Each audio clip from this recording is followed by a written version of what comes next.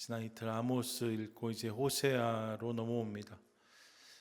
호세아를 대하면 좀 당황스러운 마음이 있죠. 그 시작이 이와 같기 때문입니다.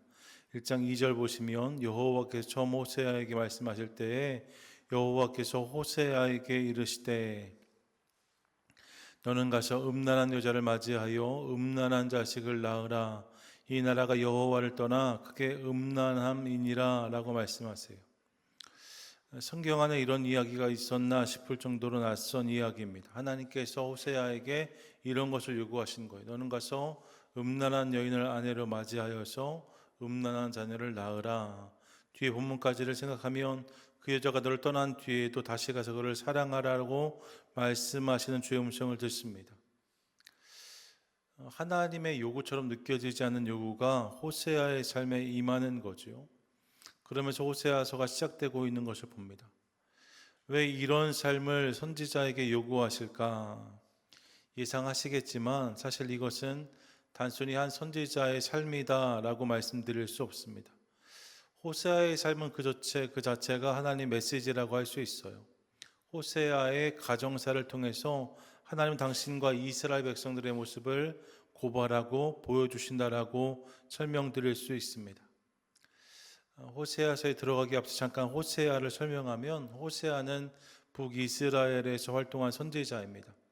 북이스라엘이 워낙 악했잖아요. 아합의 이야기도 기억하고 그들이 점점 더 악해져 갔던 역사를 기억하고 있는데 그래서 북이스라엘의 역사를 읽다 보면 소리가 절로 나옵니다.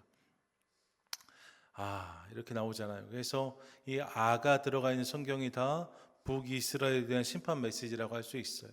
대표적인 게 아모스, 호세아입니다. 이 두 개의 성경은 북이스라엘 향한 심판의 메시지다라고 설명할 수 있고 특별히 북이스라엘 멸망하기 직전에 선포되었던 하나님의 경고다라고 설명드릴 수 있습니다. 저희 공성소에서 열왕기 하를 읽다가 갑자기 아모스와 호세아로 넘어온 이유가 여기에 있는 거죠.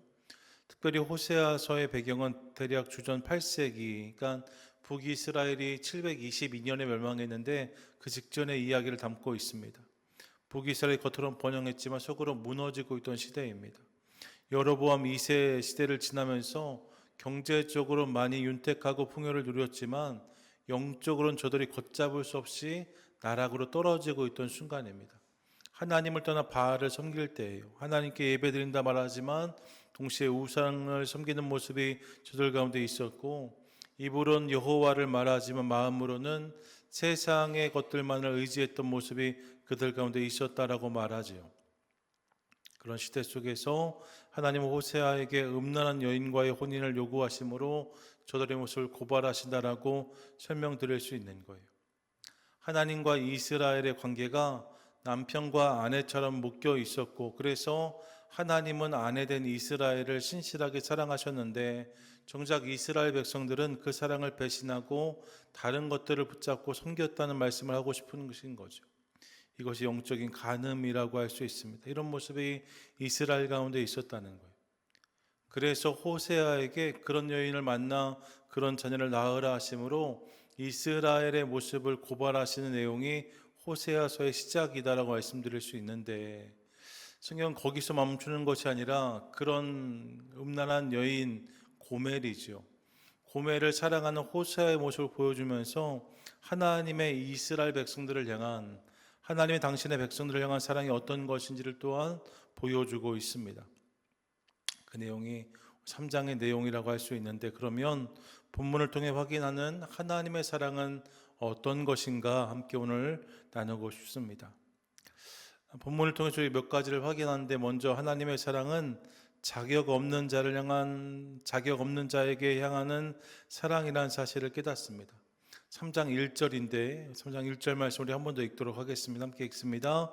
여호와께 내게 이르시되 이스라엘 자손이 다른 신을 섬기고 건포도 과자를 즐길지라도 여호와가 그들을 사랑하나니 너는 또 가서 타인의 사랑을 받아 음녀가 된 그 여자를 사랑하라 하시기로. 아멘.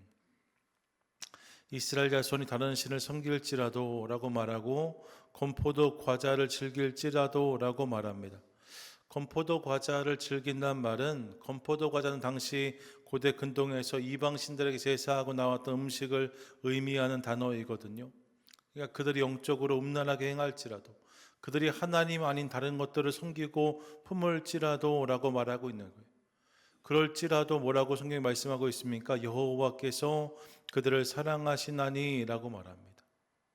그들이 하나님을 잘 섬겨서 주님이 그들을 사랑하신다라고 말씀하지 않고, 그들이 하나님 안에 엉뚱한 것들을 붙잡고 나아갈지라도 내가 그들을 사랑하나니 너는 또 가서 타인의 사랑을 받아 음녀가 된 그 여자를 사랑하라 라고 말씀하세요.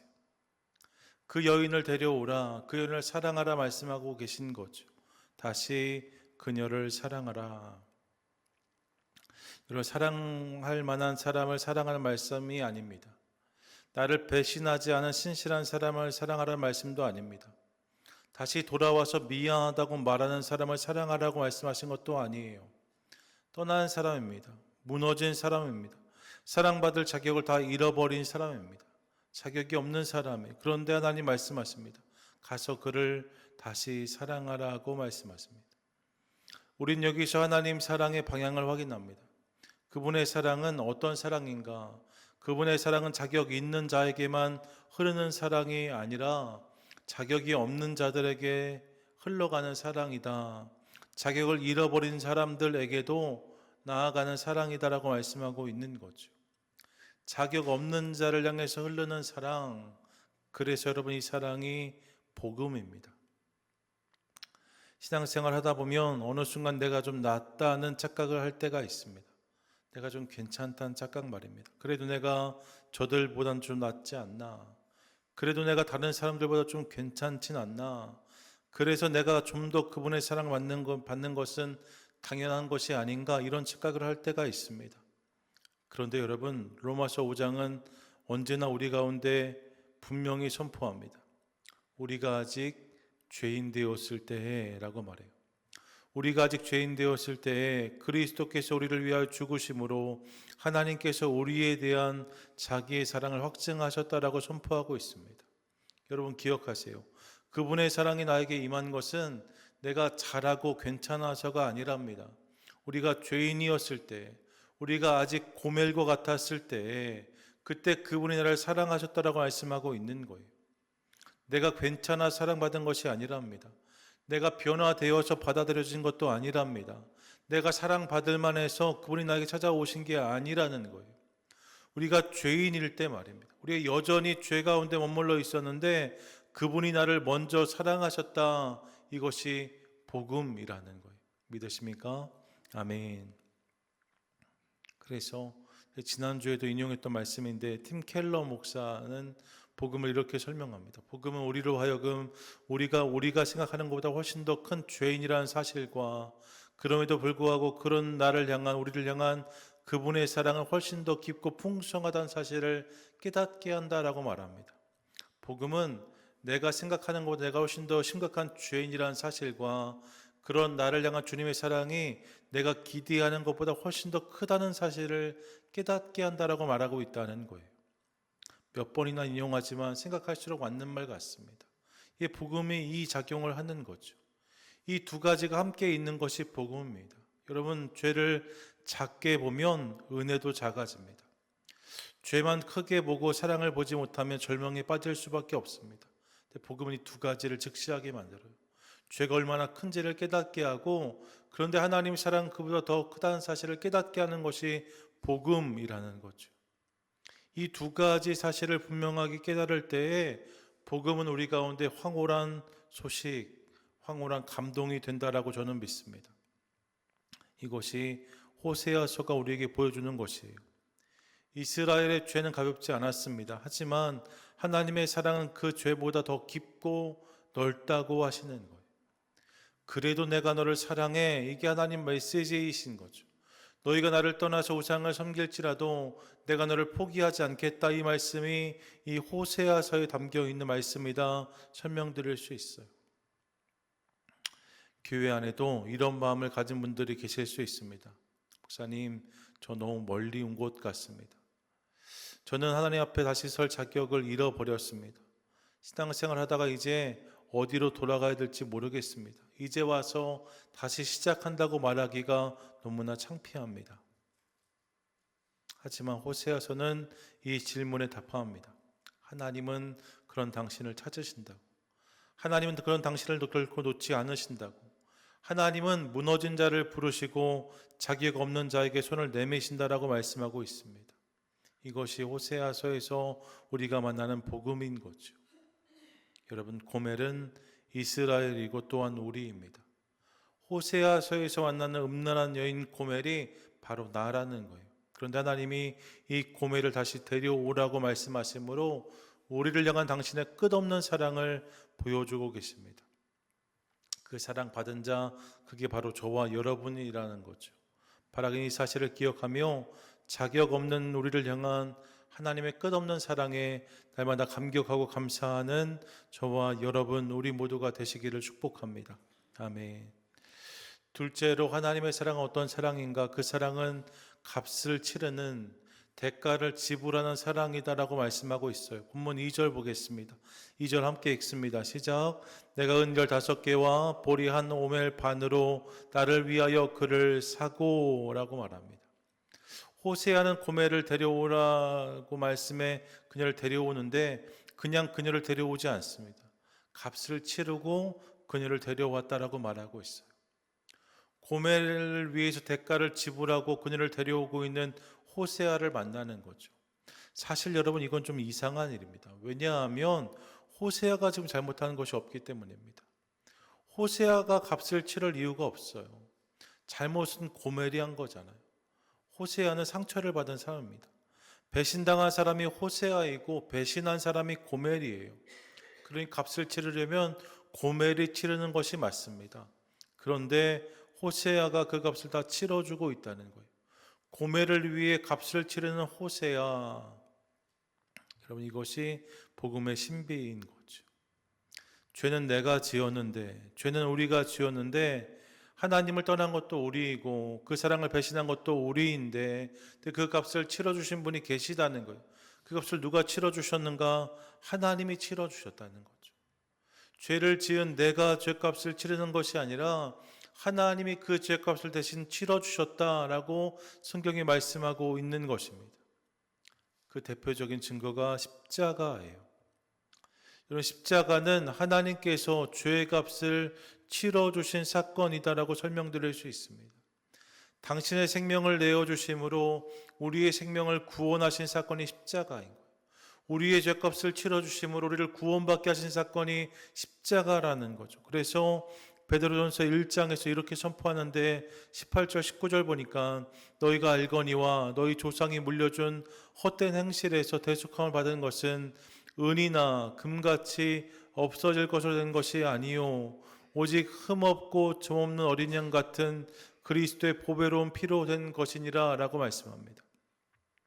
우리가 구원받은 것은 은과 금을 지불해서 된 것이 아니고 그리스도의 보혈을 통해서, 어린 양 보혈을 통해서 구원받은 것이다 말씀하고 있는 거죠. 예, 하나님께서 우리를 위해 독생자의 보혈을 흘려주셨다는 거예요. 하나님의 대가 지불, 이것이 그분의 사랑이다라고 성경이 말씀하고 있는 거죠. 여러분, 진짜 사랑은 말로만 사랑한다라고 하지 않습니다. 진짜 사랑은 대가를 치르는 사랑입니다. 대가를 지불하는 것이 진짜 사랑인 거죠. 부모의 사랑이 그런 거잖아요. 어느 부모가 자녀를 사랑한다고 말만 하겠습니까? 자녀를 위해 대가를 지불하는 거예요. 아이를 낳은 가정들을 기억해 보세요. 아이가 찡얼거리고 밤새 잠을 못 이루면 엄마가 오롯이 그 옆을 지킵니다. 잠을 포기합니다. 시간을 포기합니다. 재정을 포기합니다. 마음을 쏟아서 그 아이를 품고 있는 어머니의 모습을, 아버지 모습을 볼 때가 있습니다. 사랑이 그런 거죠. 사랑은 언제나 값을 치르는 거예요. 미국의 저널리스트인 데이비드 셰프라는 사람이 있는데 그에게 닉이라는 아들이 있었다라고 알려줍니다. 마음이 따뜻해지는 이야기, 이런 책에서 읽었던 글이에요. 어릴 때 이 닉은 밝고 재능이 많은 아이였습니다. 가족의 기쁨이었어요. 근데 어느 날부터 이 아이가 변하기 시작한 거죠. 변하고 변하더니 점점 깊은 중독의 늪에 빠져들기 시작합니다. 나쁜 것들을 대하기 시작한 거예요. 나중에 가족의 물건을 훔치고 집을 나가서 거리에서 지내기 시작합니다. 아버지는 밤마다 전화를 기다려요. 혹시 병원인가? 혹시 경찰은 아닌가? 혹시 나쁜 소식이 전해지지 않을까? 두려움 속에 살아가는 거죠. 사람들이 말합니다. 이제 그만해도 될 것 같습니다. 할 만큼 하셨잖아요. 더 이상 어쩔 수가 없을 것 같습니다. 그런데 이 데이비드 셰퍼는 멈추지 않아요. 포기하지 않습니다. 실패하고 또 실패해 다시 길을 찾습니다. 나중에는 직장까지도 휴직을 하고 치료원을 찾아서 움직이고 있는 그의 모습을 확인할 수가 있었어요. 어떤 이들이 물었습니다. 왜 이렇게까지 하십니까? 그때 그의 대답은 분명했어요. 닉이 내 아들이기 때문입니다. 닉이 내 아들이기 때문입니다. 그래서 그를 사랑하는 거죠. 하나님도 우리를 보시며 동일한 말씀을 하십니다. 내가 내 자녀이기 때문이다. 내가 내 백성이기 때문이다. 그래서 내가 너를 위해서 어떤 대가를 지불해도 아깝지가 않다라고 말씀하세요. 여러분, 그 사랑으로 치르신 값이 십자가라는 거죠. 그러므로 여러분, 오늘도 이 사랑이 우리를 향하고 있음을 믿으시기 바랍니다. 그분이 오늘도 이 사랑으로 우리를 위한 값을 치러주고 계시다는 거예요. 내 믿음은 흔들릴 때가 많습니다. 내 결심은 약해질 때도 있습니다. 우리의 순종은 자주 무너집니다. 하지만 여러분 기억하세요. 그분의 십자가는 결코 흔들리지 않습니다. 십자가는 하나님이 우리를 얼마나 사랑하신지를 보여주는 영원한 증거다라고 말씀할 수 있어요. 여러분, 이 십자가는 우리를 위해서 예비된 은혜가 아니라 이미 부어진 그분의 사랑이다라고 설명드릴 수 있는 거죠. 그렇게 대가가 지불되었다 말씀하고 있는 거예요. 바라기는 이 아침 주님의 십자가를 바라보며 우리를 위해 값을 치러주신 그분의 진짜 사랑을 경험하는 저와 여러분, 우리 모두가 되시기를 축복합니다. 아멘. 끝으로 하나님의 사랑은 어떤 사랑인가? 그 사랑은 우리를 변화시키는 사랑이다라고 말씀하고 있어요. 본문 3절인데 3절에서 이렇게 호세아는 고멜에게 말합니다. 함께 읽겠습니다. 시작. 그에게 이르기를 너는 많은 날 동안 나와 함께 지내고 음행하지 말며 다른 남자를 따르지 말라. 나도 내게 그리하리라 하였노라. 아멘. 호세아가 고멜을 위해 대가를 지불한 다음에 그녀를 데려와서 이렇게 말하는 거예요. 이제 앞으로는 나와 함께 지내고 음행하지 말며 다른 일 따라가지 말라. 나도 너에게 그렇게 하겠노라 말하고 있는 거죠. 여러분, 호세아는 고멜을 방치하지 않았다는 거예요. 포기하는 마음으로 내 마음대로 살라고 하지 않습니다. 난 내 도리를 다할 뿐이고 너는 내 마음대로 살아라 말하지 않아요. 다시 도망하고 다시 방황하는 그녀이지만 그녀를 데려와서 그녀에게 또다시 새로운 삶을 요구하고 있는 호세아의 고백을 듣습니다. 이게 그의 사랑이었다는 거예요. 이 모습까지가 하나님 사랑인 것을 깨닫습니다. 여러분, 성경은 고멜이 이후에 어떻게 변화되었는지는 자세히 기록하지 않아요. 하지만 분명한 사실이 한 가지 있죠. 그래서 호세아가 그녀를 포기하지 않았다는 것입니다. 그녀가 자꾸만 어긋난다고 해서 자기가 할 일을 다 하고 기대하지 않는 게 아니었다는 거예요. 끝까지 그녀에게 변화를 요구하고 있는 호세아의 고백을 듣습니다. 이게 그의 사랑이었다는 거죠. 여러분, 사랑은 방치가 아닙니다. 무작정 괜찮다고 말하는 게 사랑이 아니라는 거예요. 참된 사랑은 포기하지 않는 것입니다. 참된 사랑은 어려운 씨름을 다시 시작하는 것입니다. 그리고 이를 통해 함께 회복을 경험하는 것이 참된 사랑이라는 거예요. 이것이 오늘 본문이 우리에게 보여주고 있는 하나님의 사랑인 거죠. 여러분, 예수님은 가늠하다 붙잡힌 여인을 정죄하지 않으셨어요. 하지만 그렇게 정죄하지 않으신 게 다가 아니라 마지막에 이렇게 말씀하십니다. 가서 다시는 죄를 범하지 말라고 하세요. 정죄하지 않으셨지만 마지막에는 다시 이 죄를 범하지 말라 말씀하시는 그분의 음성을 듣는 거죠. 그래서 C.S. 루이스는 이렇게 말했습니다. 하나님은 우리를 있는 그대로 사랑하시지만 그렇다고 있는 그대로 내버려 두지는 않으신다라고 말했어요.